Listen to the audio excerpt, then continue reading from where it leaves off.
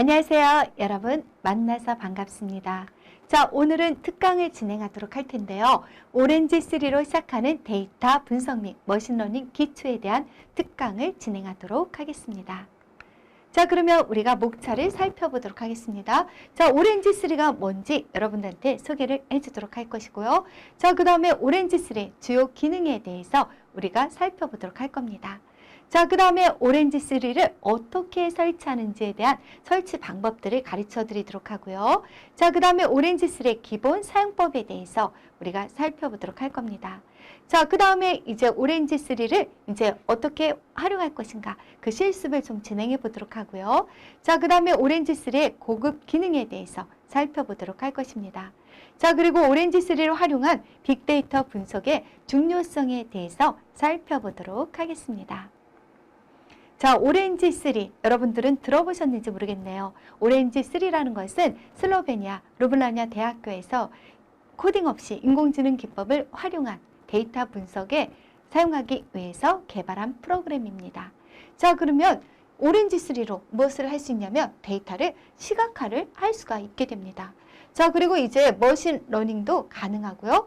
그 다음에 이제 데이터 마이닝을 위한 오픈소스 데이터 분석 소프트웨어라고 우리가 할 수가 있겠습니다. 자, 그 다음에 프로그램 지식 없이 사용할 수가 있습니다. 그래서 필요에 따라서 파이썬 코드로도 그리고 활용이 가능하게 됩니다. 자, 그 다음에 오렌지3의 주요 기능을 살펴보도록 할 텐데요. 데이터 전 처리를 통해서 우리가 결측치 같은 것도 처리할 수가 있고요. 그 다음에 변수를 변환할 수 있고 샘플링 등 다양한 작업도 가능하게 됩니다. 자, 그 다음에 데이터 시각화를 할 수가 있겠는데요. 히스토그램이라든가 산점도 그리고 히트맵 등 다양한 차트와 그래픽을 제공해 주게 됩니다. 자, 그 다음에 머신러닝을 우리가 할 수 있다 그랬죠. 그래서 분류라든가 그 다음에 회귀, 군집화 등 다양한 머신러닝 알고리즘을 지원을 해주게 됩니다. 자, 그 다음에 오렌지3의 필요성과 사용 예시를 보도록 할 텐데요.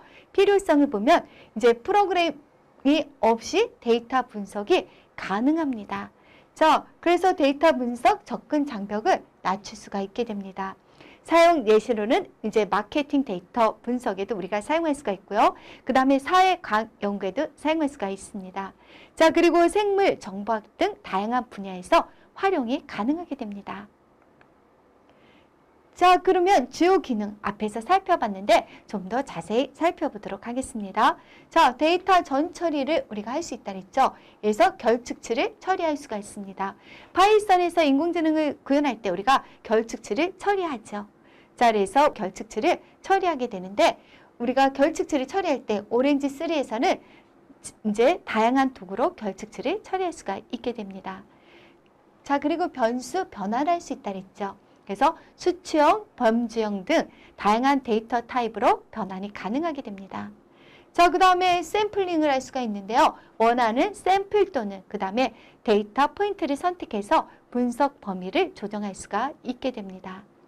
자, 그 다음에 데이터 시각화를 할 수가 있게 됩니다. 그래서 다양한 시각화를 할 수가 있게 되는데요. 우리가 히스토그램이라든가 그 다음에 산점도, 히트맵 등을 제공해 주기 때문에 이제 우리가 시각화를 할 수 있고 데이터의 이해를 증진시킬 수가 있게 됩니다. 자, 그 다음에 인터랙티브 시각화라고 되어 있는데요. 데이터를 직접 이제 조작해서 시각화 결과를 확인 가능하게 됩니다. 자, 그 다음에 우리가 머신러닝을 구현할 수 있다고 했는데 우리가 보면 머신러닝에서 분류라든가 그 다음에 회귀, 군집화 등 다양한 머신러닝 알고리즘을 지원해 주게 됩니다. 자, 그 다음에 모델 평가와 최적화 도구를 제공해 주게 됩니다. 그래서 정확도라든가 ROC 곡선 등 다양한 지표로 모델 평가가 가능하게 됩니다. 자, 그러면 이제 실제 사용 예시를 보도록 할 텐데요. 고객 세그멘테이션이라고 되어 있는데 고객 데이터 분석을 통한 세그먼트를 생성할 수가 있게 됩니다. 그래서 개인화된 마케팅 전략을 개발할 수가 있게 됩니다. 자, 그 다음에 사회과학 연구에도 사용할 수가 있게 됩니다. 그래서 설문조사에서 데이터 분석을 할 때 우리가 사용할 수가 있게 됩니다. 자, 그래서 설문조사 데이터 분석에 사용하고 응답자의 태도나 행동 예측 모델에 우리가 사용할 수 있고요. 모델을 생성할 수가 있게 됩니다. 자, 그 다음에 생물 정박에도 사용할 수가 있습니다. 그래서 유전적 발현 데이터를 분석할 수가 있게 되고요. 자, 그 다음에 유전적 발현 패턴 군주파를 통한 질병 진단이나 치료 전략을 개발할 수가 있게 됩니다. 자, 그 다음에 이제 우리가 금융 분야에서도 사용할 수가 있습니다. 그래서 고객의 신용 점수를 예측할 때 사용할 수가 있게 되고요. 자, 그 다음에 부도 위험 평가 모델을 생성할 때도 우리가 사용할 수가 있게 됩니다. 자, 그 다음에 이제 교육 분야에서도 사용을 할 수가 있게 됩니다. 그래서 학생들의 학습 패턴을 우리가 분석할 때 사용할 수가 있게 되고요. 자, 그 다음에 개인화된 학습 경로를 제한을 할 때도 우리가 사용할 수가 있게 됩니다.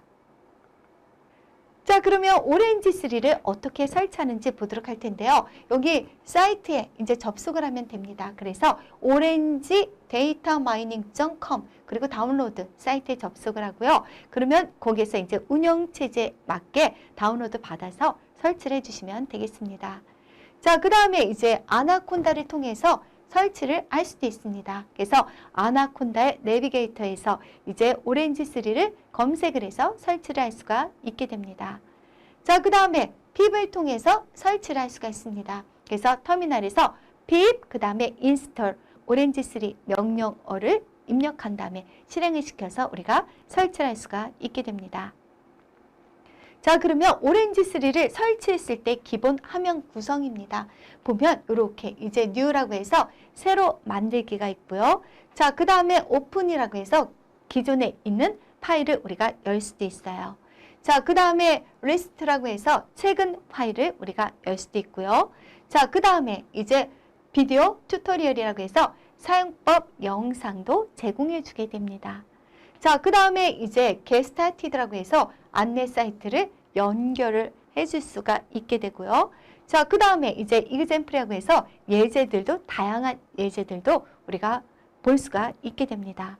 자, 그 다음에 이제 documentation이라고 해서 설명서도 이렇게 나와 있습니다. 그래서 처음에 우리가 실행을 시키면 이 화면이 나오게 됩니다. 그래서 여기서 만약 new 한다 그러면 새로운 파일이 열리면서 시작할 수 있게 됩니다.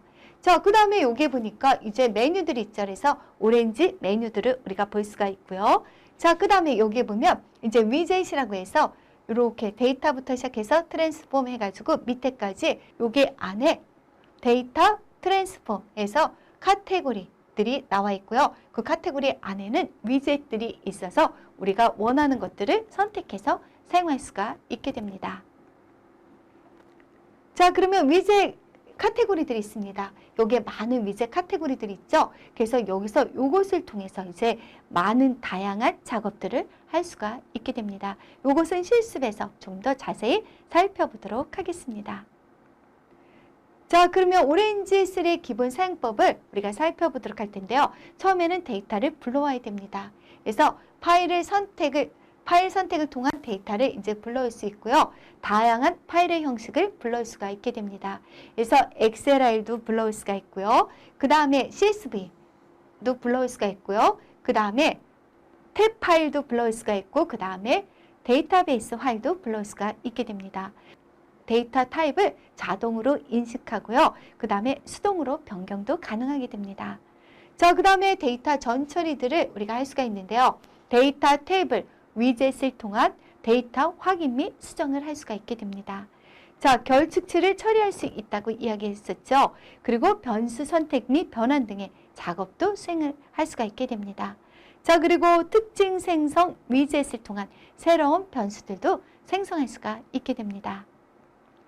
자, 분석 기법을 우리가 적용할 수가 있는데요. 다양한 머신러닝 알고리즘을 지원해 주게 됩니다. 그래서 우리가 분류라든가 그 다음에 회귀, 요것은 이제 지도학습에 속하게 되죠. 자, 그 다음에 군집하는 비지도학습입니다. 그래서 이렇게 지도학습이라든가 비지도학습 등의 머신러닝 알고리즘을 지원해 주게 됩니다. 그래서 여러 가지 카테고리들을 확인할 수가 있게 됩니다. 자, 그 다음에 알고리즘 위젯을 데이터 위젯에 이제 연결을 해서 사용하게 됩니다. 그래서 위젯하고 위젯을 연결해서 사용을 해주면 되겠습니다. 자, 그래서 예를 들어서 랜덤 포레스트 위젯을 데이터 테이블 위젯에 연결을 시켜서 그 다음에 이제 모델을 학습을 시킬 수가 있게 됩니다. 자, 그 다음에 이제 모델 평가 위젯을 통한 모델을 평가할 수가 있게 됩니다. 자, 그러면 처음에 해야 될 게 이제 데이터를 선택한다 그랬죠. 그래서 분석할 데이터를 소개해 주고요. 자, 그 다음에 데이터를 불러오고요. 파일 위젯을 통한 데이터를 불러오고, 그 다음 데이터 형식, 크기 첫 번째 몇 줄을 소개해 줄 수가 있게 됩니다. 자, 그 다음에 데이터 전처리 작업을 통해서 결축치를 처리한다거나 그 다음에 변수 변환의 전처리를 수행하게 됩니다. 자, 우리가 보면 데이터 분석, 분류 회귀, 그 다음에 군집화 등의 알고리즘을 사용할 수 있고요. 이제 인공지능을 구현할 수 있다 그랬죠. 인공지능 중에서도 머신러닝, 기계학습을 할 수가 있게 되고요. 그 다음에 이제 결과를 해석할 수가 있게 됩니다. 그래서 분석 결과, 해석 및 인사이트를 공유할 수가 있게 되고요. 그 다음에 결과 활용 방안을 우리가 제시를 해줄 수가 있게 됩니다. 자, 그 다음에 추가 분석을 할 수가 있는데요. 다른 알고리즘을 적용할 수가 있고 다른 변수들도 선택할 수가 있게 됩니다. 자, 그래서 우리가 추가 분석도 할 수가 있게 됩니다. 자, 요거 말고도 이제 다양한 고급 기능이 있고요. 텍스트 마이닝이라고 해서 자, 텍스트 마이닝을 제공해 주게 됩니다. 그래서 텍스트 전처리라든가 위젯, 그리고 텍스트 데이터, 그 다음에 소문자 변환이라든가 불용어 제거, 그 다음에 어감 추출 등의 작업을 수행할 수가 있게 됩니다.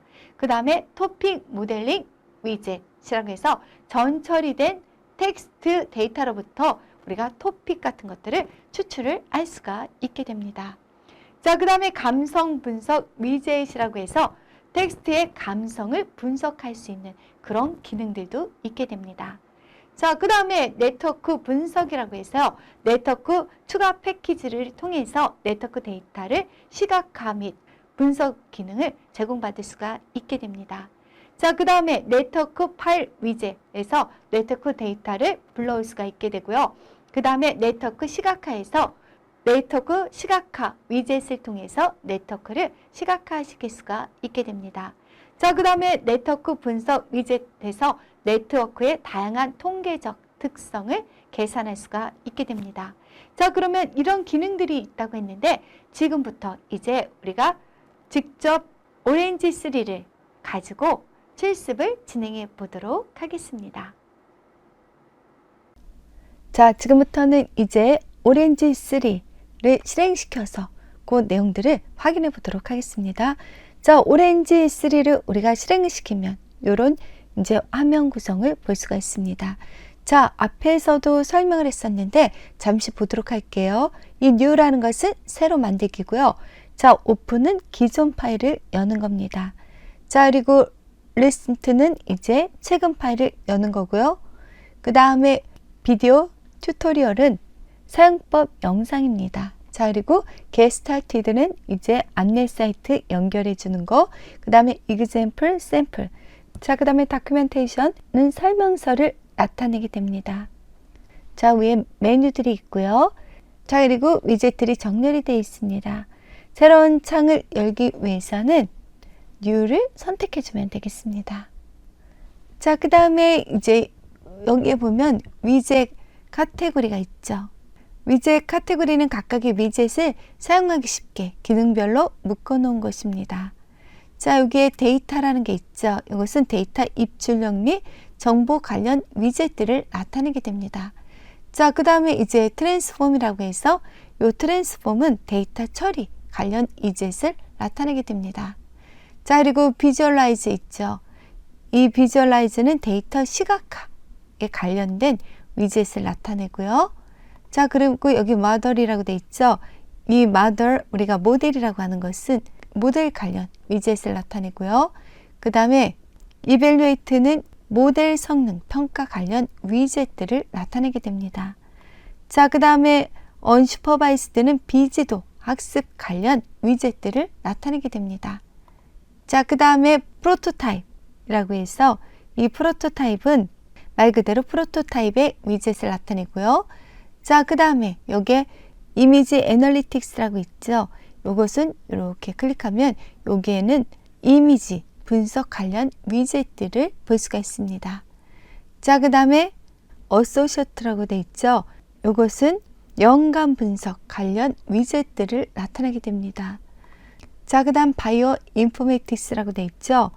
이것은 생물 정박 관련 위젯들을 나타내게 됩니다. 자, 그 다음에 에듀케이셔널, 이것은 교육적 활용 관련 위젯들을 나타내게 됩니다. 자, 그 다음에 explain은 설명 관련 위젯들을 나타내고요.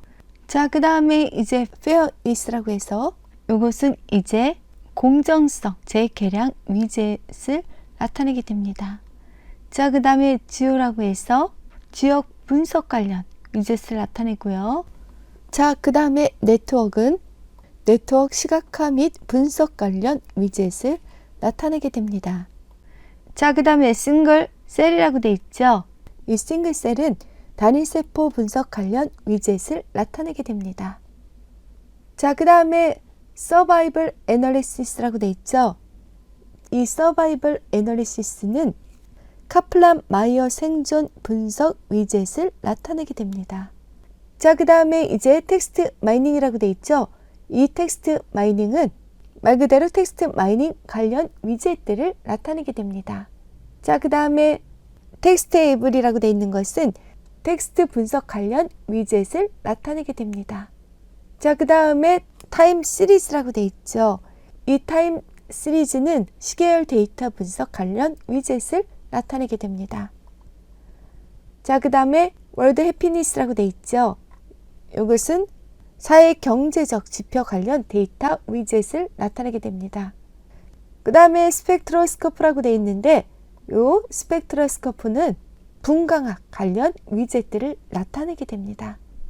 자, 그래서 여기에 있는 이렇게 많은 위젯들을 사용을 해서 우리가 분석 및 그리고 또는 시각화 그리고 인공지능을 구현할 수 있게 되는 것입니다. 자, 그러면 이제 우리가 데이터를 준비해야 됩니다. 그래서 데이터를 준비해야 되는데 이것은 외부 데이터를 다운로드 하도록 하겠습니다. 자, 우리는 이제 외부 데이터를 다운로드하기 위해서 케글 데이터에서 데이터를 가져와 보도록 하겠습니다. 자, 지금 현재 케글 사이트로 돌았는데요. 이 케글 사이트에서 그 다음에 이제 리사이커블 머티리얼을 검색하도록 하겠습니다. 자, 그래서 리사이커블 머티리얼스를 이렇게 검색을 해서 우리가 여기 있는 내용 중에서 데이터셋을 다운로드를 받도록 하겠습니다. 자, 여기에서 보면 다운로드라고 되어 있죠. 여기서 다운로드를 해주면 되겠습니다. 자, 그러면 다운로드가 되겠죠. 그리고 다운로드된 것을 압축을 풀게 되면 여기 리사이커블 머티리얼스 폴더 안에 재활용품 종류에 따라 폴더가 이제 나눠지게 됩니다. 그거를 사용해 보도록 하겠습니다. 그래서 요거를 다운받아서 그 다음에 압축까지 풀고 자, 요것을 데이터로 사용하도록 하겠습니다. 자, 다운을 받아서 이미지 학습을 마친 인공지능 모델을 테스트에 활용하기 위해서 이제 테스트 폴더를 새로 만들었고요. 그 다음에 다운로드한 이미지 파일의 일부를 임의로 몇 가지 선택해서 이제 테스트 폴더로 이동시켜 놓은 상태입니다. 자, 그러면 이제 이미지 애널리틱스를 클릭하시고요. 그 다음에 여기서 import images라고 있죠. 요 위젯을 가져옵니다. 자, 그래서 요 위젯을 가져왔고요. 그 다음에 이제 더블 클릭을 하도록 하겠습니다. 자, 그 다음에는 여기서 이제 경로를 찾아가면 되죠.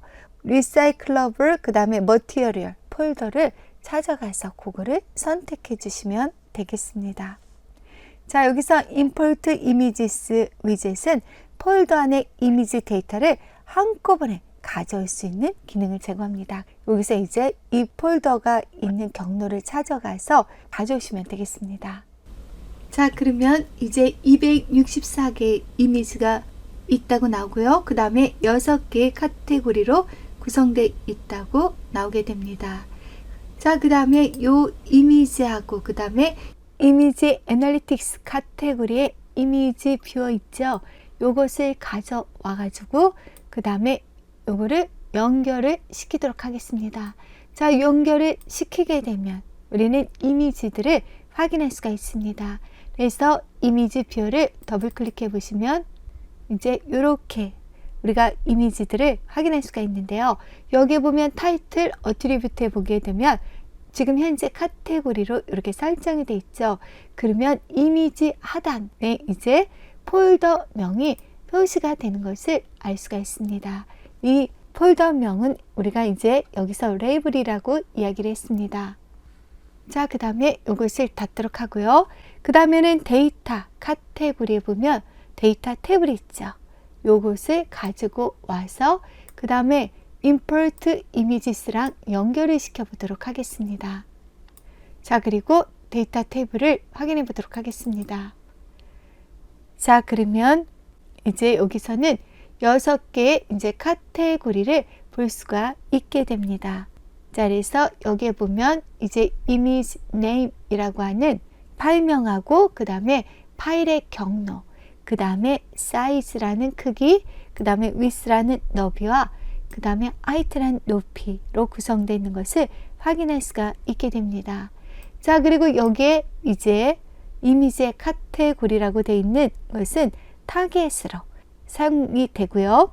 그 다음에 파일명, 그 다음에 경로, 크기, 너비, 높이는 이미지에 대한 사전 정보입니다.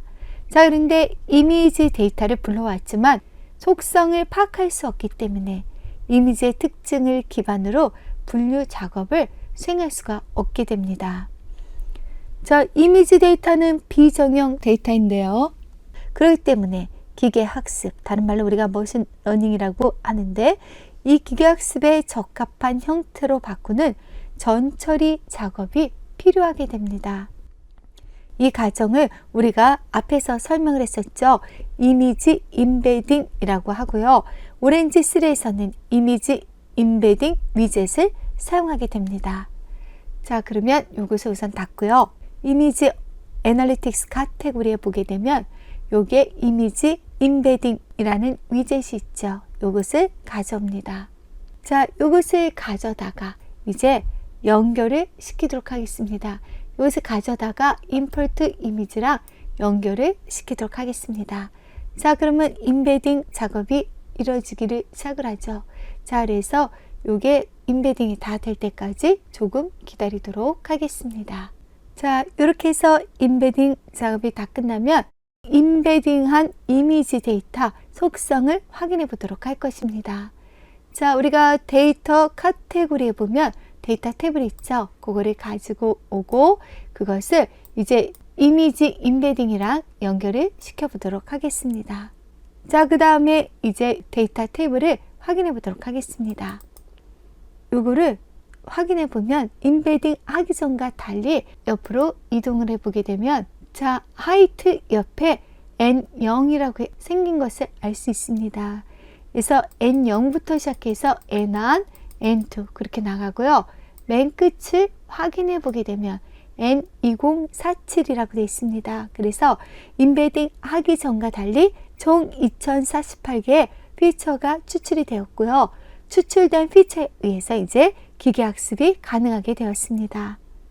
자, 그 다음에는 우리가 이제 모델의 성능을 분석, 비교하기 위해서 여러 가지 모델 위젯을 동시에 연결해서 학습시켜 보도록 하겠습니다. 자, 이거는 닫고요. 자, 그러면 우리가 재활용품을 분류하는 인공지능을 만들기 위해서 분류에 좋은 성능을 보이는 로지스틱 회귀를 우선 가져와 보도록 하겠습니다. 자, 그럼 모델에 가가지고 로지스틱 리그레이션 있죠. 이것을 가져보도록 하겠습니다. 자, 그래서 요거를 이쪽으로 이제 가져오도록 하고요. 요 테이블은 좀 위로 올려보도록 하겠습니다. 자, 그래서 로지스틱 리그레이션 가져오고요. 그 다음에는 K 최접근 이웃인 KNN을 가져보도록 하고요. 자, 그 다음에는 이제 인공신경망 있죠. 그래서 뉴럴 네트워크를 가져보도록 하겠습니다. 자, 그 다음에 이제 이 모델들을 이미지 임베딩 위젯에 연결을 시키도록 하겠습니다. 자, 그래서 로지스틱 리그레이션도 연결시키고 그 다음에 KNN도 연결시키고요. 그 다음에 이제 뉴럴 네트워크도 이제 연결을 시키도록 하겠습니다. 자, 별도의 실행 명령을 주지 않아도 위젯을 연결하게 되면 모델 위젯이 자동으로 실행돼서 각 모델이 데이터를 학습하게 됩니다. 자, 그러면 모델의 성능을 확인해 보도록 할 겁니다. 자, 그래서 학습 결과를 확인하기 위해서 여기 보면 자, 여기 이밸류에이트 있죠. 여기서 테스트 앤 스코어 요 위젯을 가져오도록 할 것입니다. 요것을 가져와서 그 다음에 이제 각 연결을 시키도록 할 겁니다. 그래서 이렇게 다 연결을 시키고 그리고 이미지 임베딩 있죠. 요거와도 연결을 시키도록 하겠습니다. 자, 그 다음에는 이제 이렇게 테스트 앤 스코어 러닝이라고 해서 이렇게 나오고요. 숫자가 지금 계속 올라가고 있죠. 이게 이제 끝날 때까지 기다리고 있다가 여기 100%가 되면 이제 요것의 모델의 성능을 확인해 보도록 하겠습니다. 자, 이제 다 끝났는데요. 테스트 앤 스코어 이거를 더블 클릭해 보도록 하겠습니다. 자, 그러면 여기에 이제 모델들이 나오고 그 옆에 있는 것들을 확인해 보도록 할 텐데요. 우선은 요거를 이제 약간씩 넓혀서 보기 좋도록 이렇게 해주고 그 다음에 확인해 보도록 하겠습니다. 자, 이렇게 보게 되면요. 요게 데이터 샘플링 방법으로는 교차 검증인 클래스 밸리데이션을 이렇게 선택해 주시면 되고요. 그 다음 넘버 오브 폴리스 부분에는 오라고 설정을 했습니다. 자, 성능 평가 결과를 한번 보도록 할 텐데요. AUC는 ROC 그래프 아래의 면적을 의미하게 됩니다. 그래서 ROC 커버는 여러 임계치들의 기준으로 리컬 폴아웃의 변화를 시각한 것입니다. 자, 그 다음에 이제 CA라고 돼 있죠. 자, CA는 accuracy의 약자로 이제 정확도를 나타내게 됩니다. 그래서 전체 중 실제 true를 true라고, 실제 false를 false라고 예측한 것의 비율을 의미하게 됩니다. 자, 그 다음에 이제 F1이라고 있죠. 이거는 이제 스코어 프리즌과 리콜의 조합 평균입니다. 자, 그 다음에 이제 프리시즌이 있죠. 그래서 이거는 정밀도인데 모델이 true라고 분류한 것 중에서 실제 true인 것의 비율을 나타내게 됩니다. 자, 그 다음에 리콜이 있는데 리콜은 재현율로 실제 true인 것 중에서 모델이 true라고 예측한 것의 비율을 의미하게 됩니다. 자, 1에 가까울수록 정확도가 높아지게 됩니다. 자, 그리고 AUC는 ROC 커버를 이용하게 되고요. AUC는 ROC 그래프 아래의 면적을 말하고요. 최대값은 1이고 이제 좋은 모델일수록 1에 가까운 값이 나오게 됩니다. 원하는 통계값을 확인해 보려고 하는데요. 여기에 보면 타겟이라고 되어 있는 부분에 캔으로 하게 되면 캔에 관련된 요 성능 평가 결과를 볼 수가 있고요. 그 다음에 이제 클래스를 하게 되면 클래스 같은 경우도 굉장히 이렇게 높게 나타나는 것을 알 수 있고 페이퍼 이렇게 보면 페이퍼에 관련된 거, 그 다음에 플라스틱, 그리고 그 다음에 플라스틱 배그, 그 다음에 스티로폼에서 이렇게 나타나는 것을 알 수가 있게 됩니다. 자, 그 다음에는 우리가 혼돈 행렬과 이미지 뷰어로 결과를 분석해 보도록 할 것입니다. 그래서 이밸류에이트 있죠. 여기에서 보게 되면 컨퓨전 매트릭스라는 거 있죠. 이거를 가지고 연결을 시키도록 할 것이고요. 자, 그 다음에는 이제 이미지 뷰어 있죠. 이미지 뷰어를 가지고 와서 다시 연결을 시키도록 하겠습니다. 자, 그 다음에는 컨퓨전 매트릭스 위젯을 더블 클릭해 보도록 하겠습니다. 자, 그러면 우리가 보면 로지스틱 레그레이션 모델을 보게 되면 17, 그 다음에 55, 48, 81, 32, 8이라고 돼 있죠. 이거를 다 더하니까 241이 됩니다. 자, 그 다음에 KNN을 보니까 16 더하기 55 더하기 33 더하기 66 더하기 34하고 8 그거를 다 더하면 212가 되겠죠. 자, 그 다음에는 이제 17하고 56하고 그 다음에 43하고 그 다음 75 그 다음에 33, 10 요거를 다 더하니까 234가 됩니다. 자, 여기서 이 활동에서는 보니까 로지스틱 리그레이션이 데이터를 가장 잘 분류했다고 할 수가 있게 됩니다. 자, 그런데 여러분들이 할 때는 이 숫자가 달라질 수 있겠죠. 왜냐하면 우리가 총 이미지에서 이제 테스트를 하기 위해서 이미의 이미지들을 빼서 테스트에다 넣어놨기 때문에 여러분들이 어떤 이미지를 테스트에다 넣어놨느냐에 따라서 이 숫자들은 이제 같지 않고 달라질 수가 있게 됩니다. 자, 그러면 이 컨퓨전 매트릭스 창을 열어둔 상태에서 이미지 뷰어 1 있죠. 이것도 같이 열어놓도록 하겠습니다. 자, 이렇게 해서 놓고요. 자, 그 다음에 혼동 행렬에서 잘못 분류한 경우를 클릭해서 이미지 뷰어에서 해당 이미지를 볼 수가 있게 됩니다. 자, 그러면 여기서 캔인데 페이퍼로 인식한 거 있죠? 요거를 선택해 보도록 하겠습니다. 그러면 여기에 보게 되면 구겨진 캔을 종이로 분류한 것을 알 수가 있게 됩니다. 자, 그 다음에 이제 캔인데 플라스틱으로 인식한 거 있죠? 요거를 확인해 보도록 하겠습니다. 여기 모델이 사물하고 배경 같은 게 있죠? 뒤에 배경하고 배경이 잘 구분되지 않은 이미지들을 정확하게 처리하지 못한 것을 우리가 확인할 수가 있게 됩니다. 자, 그 다음에 이제 페이퍼인데 캔으로 인식한 거 있죠? 이렇게 보면 두꺼운 종이로 되어 있는데 이것을 이제 인공지능은 캔으로 인식을 했습니다. 잘못 분류한 경우들을 이제 살펴볼 수가 있게 됩니다. 그래서 다시 한번 하게 되면 이거는 플라스틱인데 페이퍼로 인식한 경우입니다. 그래서 이렇게 정확하게 처리하지 못한 것들을 우리가 확인할 수가 있게 됩니다. 자, 그 다음에는 이제 테스트 데이터에 인공지능 모델을 적용해서 결과를 예측하는 성능 결과를 확인해 보도록 할 겁니다. 자, 테스트 데이터를 불러와야 되겠죠. 자, 그래서 이미지 애널리틱스에 있는 import images를 가지고 옵니다. 자, 그 다음에 이제 테스트 폴더를 불러와야 되겠죠. 그래서 더블 클릭한 다음에 테스트 폴더를 이제 찾아서 불러오면 됩니다. 자, 그래서 여기 보면 18개 이미지를 넣었고요. 카테고리는 6개. 그래서 그 카테고리 안에다가 이미지들을 이제 넣었습니다. 그래서 총 18개 이미지 그리고 6개의 카테고리가 되겠습니다. 자, 그 다음에는 이제 임베딩을 해야 되겠죠. 자, 그래서 이미지 임베딩을 이렇게 위젯을 가지고 와서 연결을 시킵니다.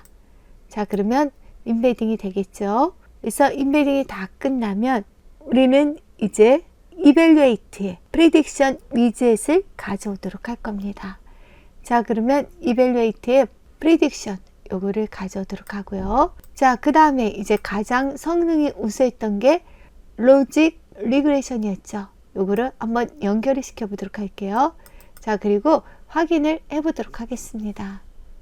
자, 여기에 보면 이제 요걸 확인할 수 있죠. 첫 번째 거는 캔이었는데 캔으로 맞췄고, 그 다음에는 이제 캔이었는데 플라스틱이라 그랬고, 그 다음에 캔이었는데 캔으로 했고, 그 다음에 캔이었는데 이제 플라스틱이라고 했고, 그 다음에 글래스 맞췄고, 그 다음 요렇게 해서 우리가 확인을 할 수가 있게 됩니다. 자, 그 다음에 이제 여러분들이 다른 거랑도 이렇게 연결을 시켜서 이제 다시 확인할 수가 있겠죠. 그래서 다시 확인을 해보게 되면 세 개를 우리가 확인할 수 있죠. 그래서 로지스틱 리그레이션은 캔이라고 했는데 KNN도 캔, 그리고 그 다음에 뉴럴 네트워크도 캔이라고 했죠. 그 다음 두 번째 같은 경우는 이제 캔이었는데 세 개가 다 틀렸고요. 세 번째 거 캔이었는데 다 맞췄고, 그 다음 캔인데 플라스틱이라 그랬고, 글래스는 다 이제 맞췄고, 그 다음에 페이퍼도 이렇게 다 맞췄고요. 그 다음에는 이제 플라스틱이었는데 로직 리그레이션은 스티로폼이라 그랬고, 그 다음에 이제 KNN은 글래스, 그리고 그 다음에 뉴럴 네트워크도 스티로폼이라 그랬죠. 자, 그 다음에는 다 플라스틱 맞췄고, 그 다음에 이제 플라스틱 배그에서 비닐 맞췄고, 그 다음에 요것도 이제 보니까 스티로폼인데 플라스틱이라고 했고, 그래서 이렇게 이제 결과들을 우리가 확인할 수가 있게 됩니다. 자, 그러면 나는 이제 이미지로 보고 싶다. 그러면 이미지 뷰어로 이렇게 연결을 시켜가지고 뷰어로 이렇게 확인할 수가 있습니다. 자, 그러면 틀렸던 거 두 번째 그림을 한번 보도록 하겠습니다. 자, 그러면 이거를 이제 선택을 했죠. 자, 그 다음에 이미지 뷰에서 그 그림을 보도록 하겠습니다. 자, 그러면 요거는 지금 캔이죠.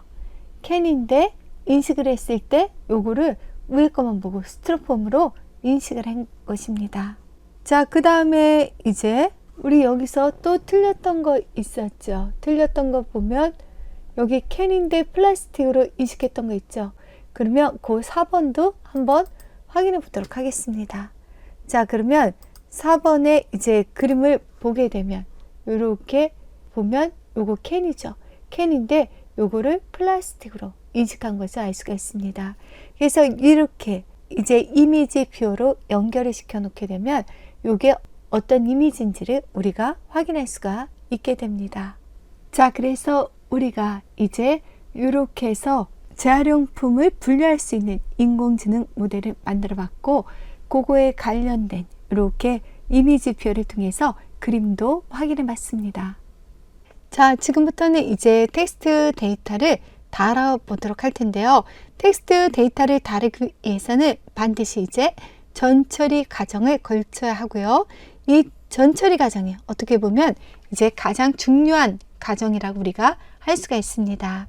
그래서 여기에서 텍스트 데이터를 읽어와서 유효하다고 생각되는 이제 워드들만 워드 클라우드의 형태로 한번 살펴보도록 하겠습니다. 오렌지 화면입니다. 자, 텍스트 처리를 하기 위해서 여기에 보면 이제 텍스트 마이닝이라고 있죠. 이 텍스트 마이닝이 설치되어 있어야 합니다. 자, 여기에 이제 텍스트 마이닝으로 가면 되고요. 거기에 이제 코프라는 게 있습니다. 첫 번째 보면 이제 코프라고 해서 이렇게 나와 있죠. 이 코프는 우리가 말 뭉치라고도 하는데 언어 연결을 위해서 텍스트를 컴퓨터가 읽을 수 있는 형태로 모아놓은 언어 자료를 우리가 코퍼스라고 이야기를 합니다.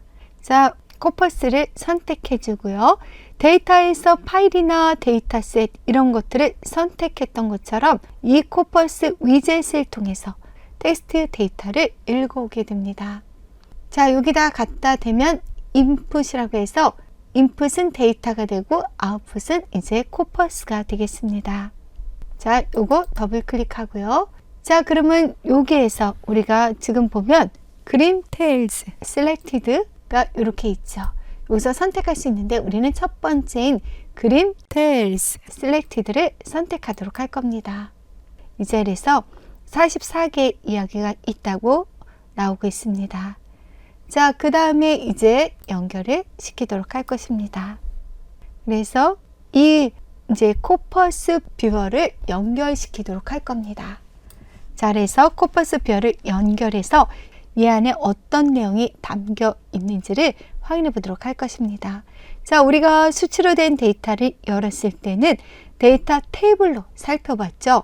그리고 이미지 데이터를 열었을 때는 이미지 뷰어로 살펴봤는데 여기서는 이제 코퍼스 뷰어로 살펴보도록 할 겁니다. 자, 그래서 이거를 더블 클릭하게 되면 이렇게 이제 1번부터 시작해서 이제 44번까지 해서 44개의 이야기들이 담겨 있습니다. 그래서 여기서 이제 여러분들이 이렇게 선택을 하게 되면 그거에 대한 이제 토픽부터 시작해서 그 다음에 타이틀, 그 다음에 요약, 콘텐트 같은 내용들이 있게 됩니다. 자, 그러면 여러 가지 이제 동화들도 있죠. 라푼젤 같은 것도 있고 여기에 여러 가지 이제 동화들이 있는 것을 알 수가 있습니다. 자, 그래서 우리가 이제 타이틀만 보겠다. 그러면 타이틀만 이렇게 나타낼 수 있고요. 요약만 보겠다. 그러면 요약만 이렇게 나타낼 수가 있습니다. 자, 그리고 콘텐트만 보겠다. 그러면 이렇게 해서 선택해서 우리가 나타낼 수가 있게 됩니다. 그래서 이러한 정보들을 우리가 확인할 수가 있습니다. 자, 내용을 확인해 봤으니까 이제 닫도록 하고요. 자, 우리는 이것을 워드 클라우드 형태로 보도록 할 것입니다. 자, 여기 텍스트 마이닝에 보면 이제 여기에 워드 클라우드라고 있습니다. 자, 이것을 가져다가 이제 코퍼스에 연결을 시켜 보도록 하겠습니다. 자, 그 다음에 이제 워드 클라우드를 더블 클릭해 보도록 하겠습니다. 자, 여기서 보면 왼쪽에 이제 웨이트라고 돼 있죠. 그리고 오른쪽에 이제 워드라고 돼 있는데 이 워드에 해당되는 것이 왼쪽에 이제 웨이트라고 해서 몇 번 나타나는지 횟수가 나타나게 됩니다. 여기서 가장 많은 횟수는 이 쉼표, 콤마죠. 그래서 5063번이 이제 사용됐다는 거고, 그 다음에 더, 그 다음에 and to라고 해서 요렇게 이제 가장 많이 사용하는 횟수부터 해서 요렇게 나타나게 됩니다.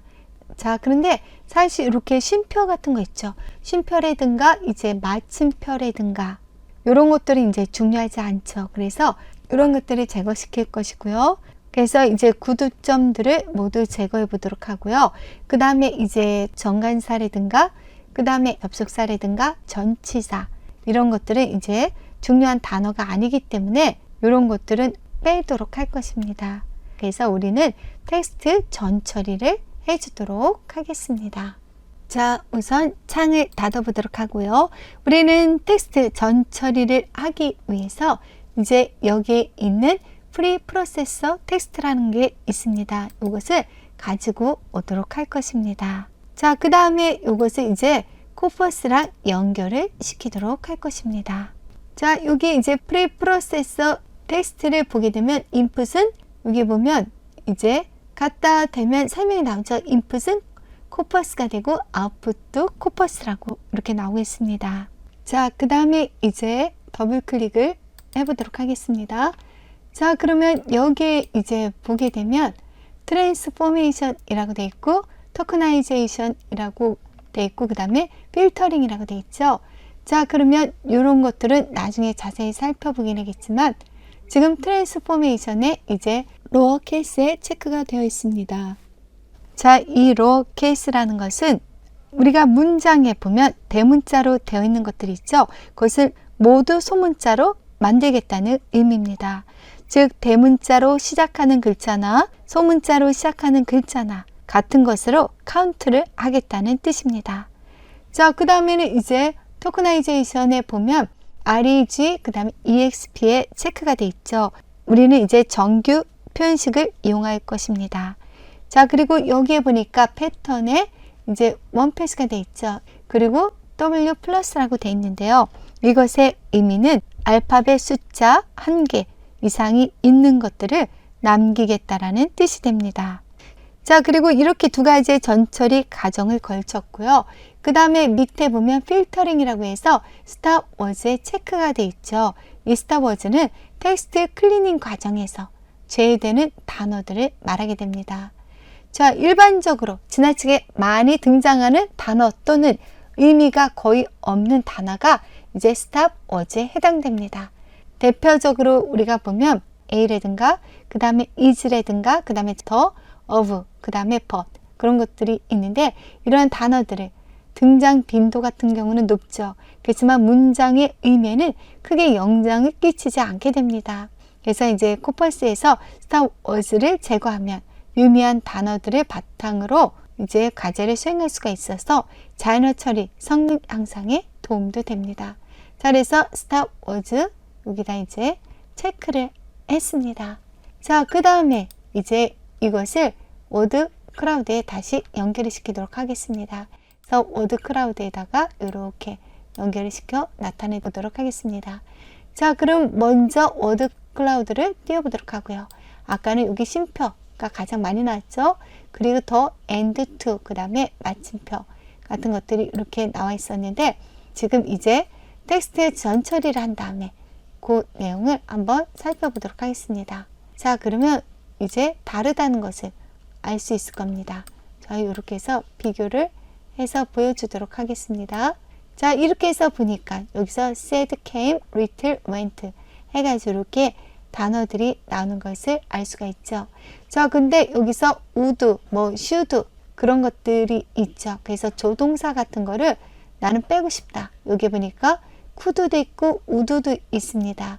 그래서 이런 조동사를 빼고 싶다. 그러면 우리가 이런 것들도 우리가 선택을 해서 제거를 시킬 수가 있게 됩니다. 자, 그러면 메모장을 하나 불러드리도록 하겠습니다. 자, 그리고 여기 메모장에다가 이제부터 이제 제외를 시키고자 하는 내용들을 여기다 적어 보도록 하겠습니다. 그래서 이제 should하고 그 다음에 would, 그 다음에 could라고 해서 요거를 이제 제거를 시켜 보도록 하겠습니다. 여기 could도 있고요. 아까 보니까 would 있었고 여기 would도 있고 그 다음에 이제 should 같은 것들이 여기가 있으니까 제거를 시키도록 할 겁니다. 자, 그 다음에 이제 파일에서 저장을 시켜주시면 되겠습니다. 자, 여러분들이 저장을 시켜서 이렇게 저장을 시켰고요. 자, 그 다음에 이제 다시 전처리기로 가서 여기에 보면 지금 스톱워즈에서 우리가 이것을 업로드를 시킬 수가 있습니다. 그래서 여기다가 업로드를 시키도록 하겠습니다. 자, 그래서 지금 작성했던 11이라는 이름으로 해서 이렇게 11.txt를 작성했는데 이거를 업로드 시켰고요. 자, 그 다음에 이제 여기 먼저 있던 워드 클라우드하고 그 다음에 이제 지금 현재 요 워드 클라우드랑 다시 이렇게 나타나게 되면요. 이제 should나 would나 could 같은 글자는 보이지가 않게 됩니다. 그래서 필요 없는 것들은 여러분들이 그거를 추가시켜서 삭제도 할 수가 있게 됩니다. 자, 그래서 우리가 이제 중요하지 않은 단어들을 제거할 수가 있고요. 그 다음에 더 중요한 단어들을 눈에 띄게 이제 알 수가 있겠죠. 그래서 우리가 이제 중요한 단어의 이제 빈도를 알 수가 있게 됩니다. 자, 그래서 여기서 이 그림 동화에서 빈번하게 나오는 단어들이 무엇인지 우리가 확인해 볼 수가 있었습니다. 자, 그래서 우리가 이제 처음 거랑 또 두 번째 거랑 차이를 알 수가 있겠죠. 자, 처음에는 3,894개의 단어들이 있었는데 이제는 이제 3,717개의 단어만 있는 것을 확인할 수가 있게 됩니다. 자, 그리고 여기에 보면 이제 tilt라고 되어 있는 것이 있죠. 이게 지금 0으로 되어 있는데 이거 기울기입니다. 그래서 이거를 움직이면 30이라고 하면 이제 이 단어들이 이제 30도 기울여서 나타난 것을 알 수가 있습니다. 자, 그리고 만약에 45도다. 그럼 45도만큼 이렇게 기울여 나타낼 수 있고요. 자, 60이다. 그럼 60도만큼 이렇게 기울여서 나타낼 수가 있게 됩니다. 그래서 여러분들이 이제 보기에 좋은 기울기를 선택을 해주시면 되겠습니다. 자, 그리고 나는 이제 이 기울기 없이 그냥 글자를 나타내겠다. 그러면 0도로 해서 이렇게 이제 나타낼 수도 있게 됩니다. 자, 그래서 이렇게 우리가 워드 클라우드를 통해서 이제 많이 사용하는 단어들의 빈도를 알아볼 수가 있게 됩니다. 자, 그래서 우리가 이렇게 이제 오렌지 3를 활용한 내용들을 살펴봤습니다. 자, 이 밖에도 오렌지 3에는 여러 가지 다양한 기능들이 있습니다. 자, 실습을 진행하니까 이제 여러 가지 기능들이 있다는 것을 알 수가 있습니다. 자, 그래서 실습을 한 것 외에도 굉장히 다양한 기능들이 있기 때문에 우리가 많은 작업들을 할 수가 있게 됩니다. 자, 그리고 오렌지 3를 활용한 빅데이터 분석의 이제 중요성에 대해서 살펴보도록 하겠습니다. 자, 접근성이라고 해서 사용이 쉽고 이제 직관적인 사용자 인터페이스를 제공해 줍니다. 자, 프로그램 경험이 적거나 없는 사람들도 이제 데이터 분석에 접근 가능하다는 그런 이제 장점이 있습니다. 자, 그 다음에 다양한 데이터 타입과 머신러닝 알고리즘을 지원해 주기 때문에 우리가 여러 가지로 이제 작업을 수행할 수가 있게 됩니다. 자, 그리고 텍스트, 이미지, 시계열 등 다양한 데이터 분석이 가능하고요. 자, 그 다음에 분류, 회귀, 그리고 군집화 등 다양한 머신러닝 알고리즘 적용이 가능하게 됩니다. 자, 그렇기 때문에 요즘 같은 이제 빅데이터 시대에서 우리가 이렇게 이제 오렌지 3를 활용해서 빅데이터를 분석할 수가 있게 됩니다. 자, 그 다음에 효율성이라고 해서 데이터 전처리로부터 모델 학습을 한다거나 평가를 한다거나 그 다음에 해석까지 한 플랫폼에서 수행이 가능하고요. 빠른 의사결정을 지원할 수가 있게 됩니다. 자, 그 다음에 가치 창출을 할 수가 있게 되는데요. 기업이나 조직이 빅데이터에서 가치를 창출하는데 많은 도움을 줄 수가 있게 됩니다. 자, 그 다음에 고객 세그멘테이션이라든가 제품 추천, 그 다음에 부도 예측 등 다양한 비즈니스 문제를 해결 가능하게 됩니다. 자, 그러면 여기서 특강을 마치도록 하겠습니다. 특강에 참여해 주셔서 감사합니다.